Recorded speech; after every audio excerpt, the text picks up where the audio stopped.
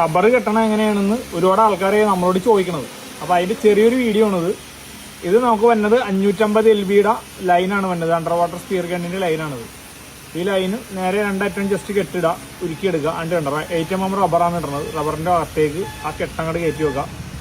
ഒന്ന് തള്ളി ഒന്ന് ടൈറ്റ് ചെയ്ത് വെക്കാം. അകത്തേക്ക് നല്ലോണം കയറ്റിയിടണം കേട്ടോ.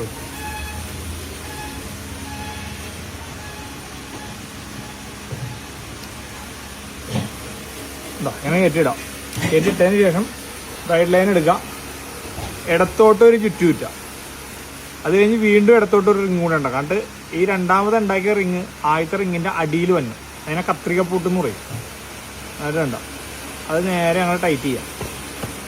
ടൈറ്റ് ചെയ്തിട്ട് ഈ റബ്ബറിൻ്റെ പറ്റ കൊണ്ടുവന്നിട്ടിട്ട്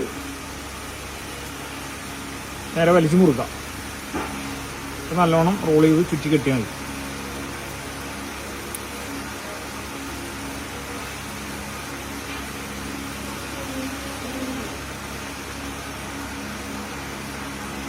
അപ്പോൾ വൺ സൈഡ് ഇതേപോലെ നമ്മൾ കെട്ടിവെച്ച റബ്ബർ ഈ ഗണ്ണിൻ്റെ ഹോളിൻ്റെ അകത്തേക്ക് ഇടാം.